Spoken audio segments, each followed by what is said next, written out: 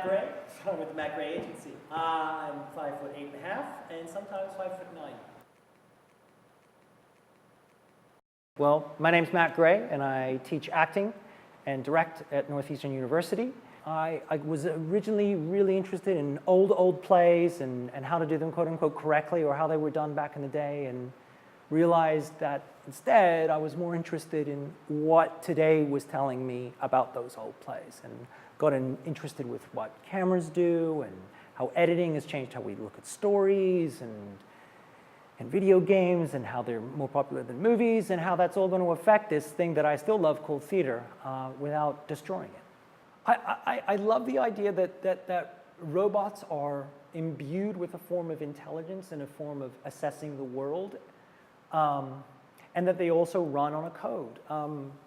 And I say this perhaps more glibly than I should, but like for me, the pinnacle of theatrical writers is William Shakespeare, and rightly described as a writer who actually helped invent what the definition of human meant. And yet here is a writer who wrote in iambic pentameter, which is a code. It's a blank verse, a soft followed by a strong beat. It's literally zeros and ones.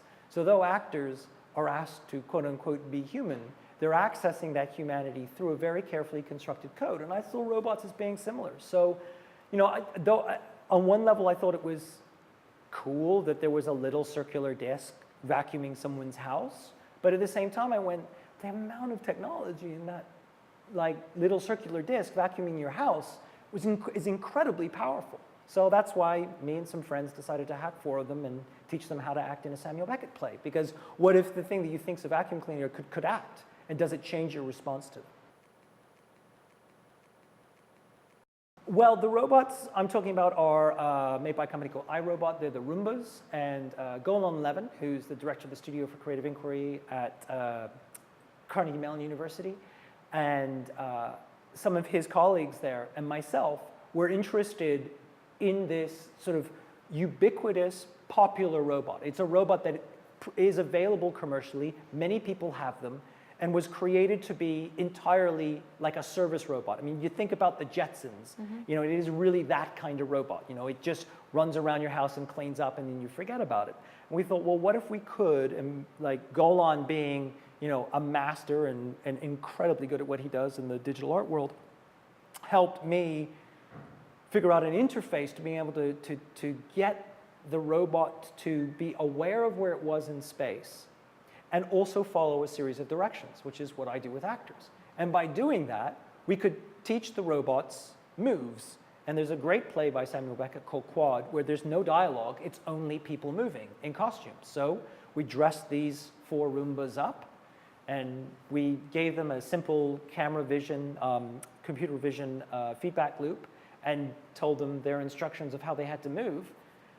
And then we then we let them go. We invited an audience, and basically we had 60 people sitting watching 4 robots perform a piece of Samuel Beckett, which 2 weeks earlier they probably would have thought were, you know, 4 vacuum cleaners just moving around on the floor. But because we set it up in the right context and we give them a certain amount of agency, the audience's response to them begins to shift.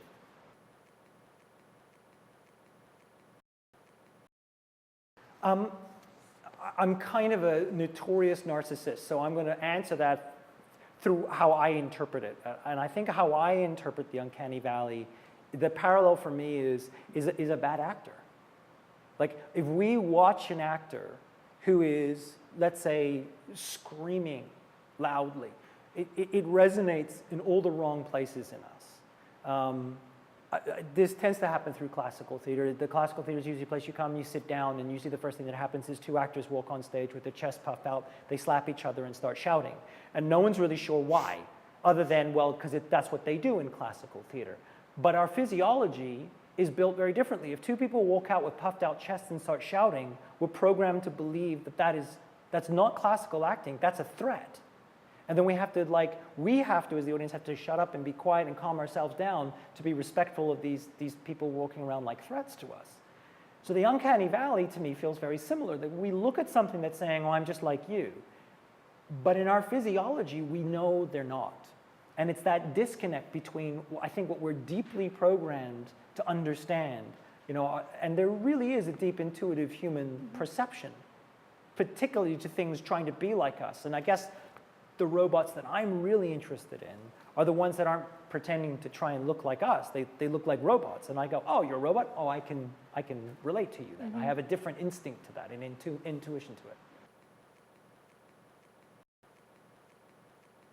Fear. I think there is this kind of forward panic that people have. They go, well, if I teach a robot to act, and then I say it feels, and I give it a name, then what happens if it picks up a gun? And then the forward panic and fear is tremendous.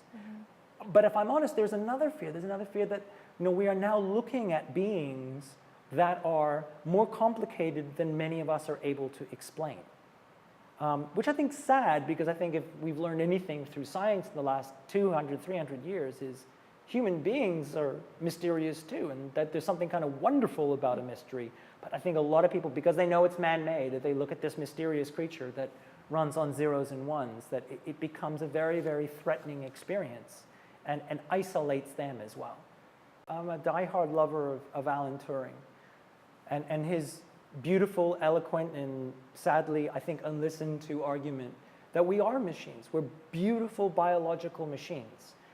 So if the singularity to me right now is where the man-made and the biological, which of course already is a kind of man-made stuff is already made from biological material, that's actually kind of like a coming home. There's actually kind of like, that's something quite intuitive to that. Is it going to be something that we don't understand? Probably. And to me, I go, well, that's desperately exciting, rather than that's going to mean the end of the universe. What it's going to mean, it's going to mean the end of a bunch of old paradigms of how we think about human beings. But there's a lot of things about human beings, about myself, that I'm happy to say goodbye to, and maybe robots are able to help me with.